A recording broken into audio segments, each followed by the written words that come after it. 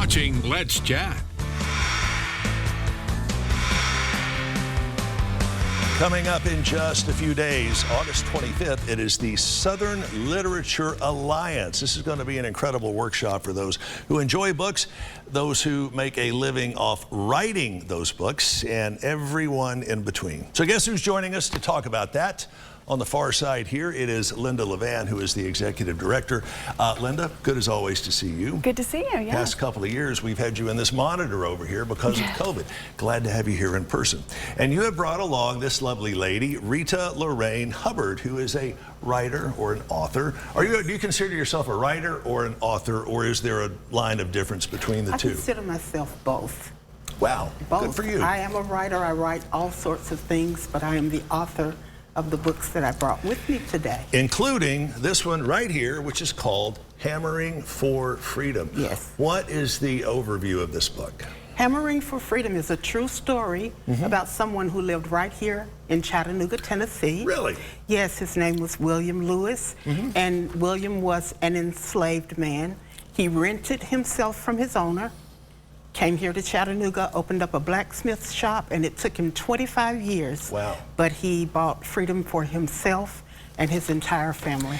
Would you consider this primarily a children's book, or is this something, I'm sure it's something that we could all learn something from regardless of age? You also have some non-children's oriented material that we'll get to here in just a moment. Linda, we're going to bounce back for you, the Author Showcase. Tell us exactly what this is and what it involves. Yeah, so we really just wanted to make people more aware of the great artistic writing talent that we have in town. We have so many great published authors.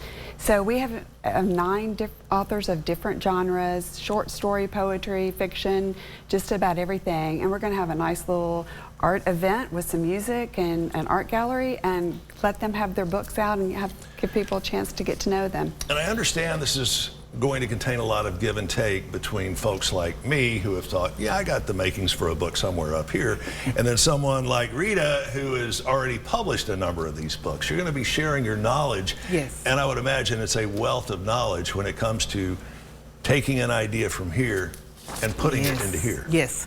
You're absolutely right to take an idea that's nothing but energy and then get it down on paper, and not only get it on paper, then get it to an agent or an editor or a publisher and pray that they love it. I have interviewed had the pleasure of interviewing a number of authors over the years, and a lot of them will say, getting it from here to here is the easy part. It's all that crap that happens beyond that where you really turns into work. Would you agree with that? I do agree. Publishing can be very slow. You have to learn patience. If you don't have any, you're going to have some by the time your book is published. It takes about 2 years, about 24 months, 18 to 24 months between the time your book is acquired and the time it comes out to the shelf. All right, Linda, tell us about some of the other authors who will be in attendance. Yes, so we have another author, Natalie Lloyd, who writes middle grade young adult. She's published by Scholastic, has written several books. She has a brand new book coming out this week, so she will be there with hers. But then we also have KB Ballantyne, a great local poet. We have Sam Elliott, who writes historical nonfiction. We have Eleanor Cooper, who writes fiction. So just a great variety. Paul Lucart writes short story. But they're all from this area. So you're going to have a tremendous amount of talent in one room for one day, and I think it's going to be certainly something you do not want to miss.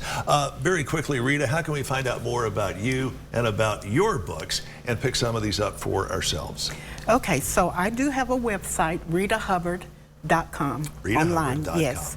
And the books, my books are in Barnes & Noble. Right. You can get them off of Amazon, and they're in the downtown library if you want to just check the book out instead of purchasing. But I hope you purchase it. I understand. Yes. I am so glad you devoted some time to us this morning. Maybe we'll make it in your next book. Linda, good to see you, whether it's either on the monitor or here in person. More of the particulars on the event coming up August 25th, starting at 6 at the Stove Works Museum, and they're on East 13th Street. How do you get tickets? Very quickly. It is a free event. We just ask people register, and if they Right. would, make a donation to help us with it. Sounds good. But it's southernlitalliance.org. Got it. Right there on the homepage. Ladies, thanks to you both so very, very much. And we thank you for joining us. We'll be back with more after this on Let's Chat.